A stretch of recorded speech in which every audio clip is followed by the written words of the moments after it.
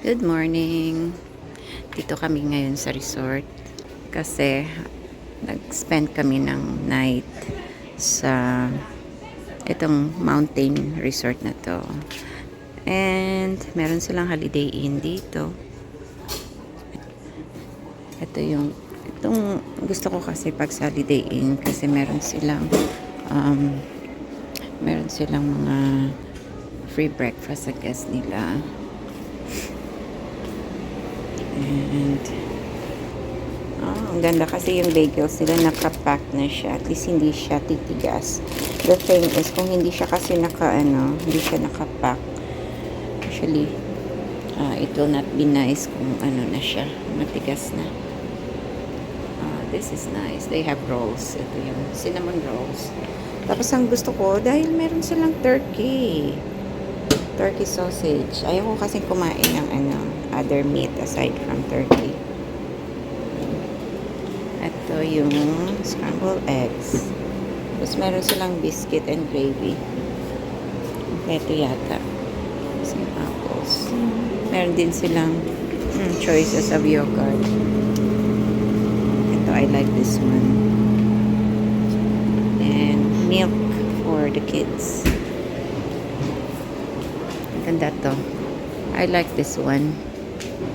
Yung breakfast nila free dito. Good morning. Miss ko. Okay guys, let's eat.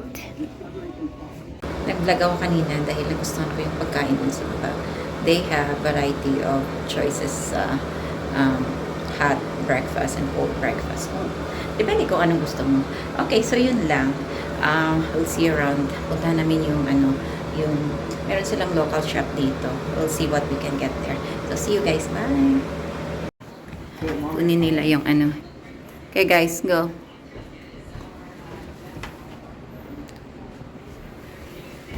Alright. Ready na.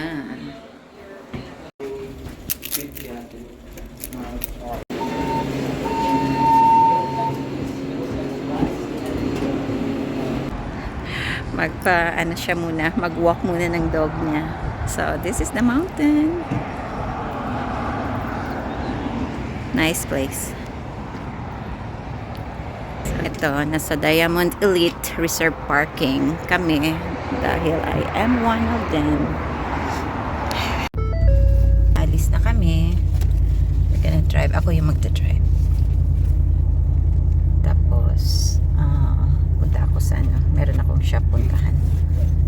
Okay guys, thank you for being with us. Yeah. Okay, we're gonna go. Yeah, I'm gonna give it to you.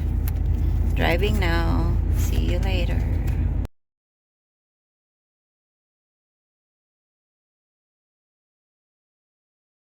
So, dito kami sa local na shop nila, grocery. Tingin kami sa loob kung anong meron doon. Park there. Yun siyang bundok. Bundok kasi dito. County talaga siya. Kaya maganda yung walang traffic, tapos mas malamig dito compare sa city. Okay, kuha tayo ng cart. Kuha ng cart. Then we're gonna go inside. Okay guys, hanap muna kung anong mabili dito. Ito yung grocery. Kasi by bulk yan dito pag bumili ka. At mura lang talaga siya. Yan. Maghanap kami ng para sa yung dog food. Tapos mamaya pa yung mga jams doon. This one. Food of Chami. Okay. Nandito yung yung nagustuhan niya dati. What is this? These are for cats. Saan yung para sa sa dog? Huh? Yeah. Cats naman ito. Saan yung para sa dog? Ito lang yung sa puppy nila. Ito, ano to? Cats din. Bakit wala? Kaya gusto kong puntahan yung yung cold cuts nila dito. Gusto ko yung cold cuts nila. Oh, may beets sila. Oh, ito yung beets. Turnip yan. Yan. This is healthy. Very healthy. Yung mga local produce talaga ay gusto ko dito. Pag sa bundok. Ito yung cold cuts nila. Ang dami. Pero hinahanap ko yung walang sodium nitrate kasi hindi maganda pag meron. It's not healthy. Okay guys, we're gonna look something first. Tingnan nyo guys. Ewan ko kung makikita nyo. Ito, yung roasted garlic na hummus nila. 119 lang. Tapos yung may nakita akong, so kumuha ako nito. Tapos meron silang honey turkey na breast. Ito, 149 lang yata. Pero pag sa ordinary na yung mga grocery na usual, yung sa Walmart kasi mga tag 3 or 4 na yun eh. Ito, yan siya, 149 lang.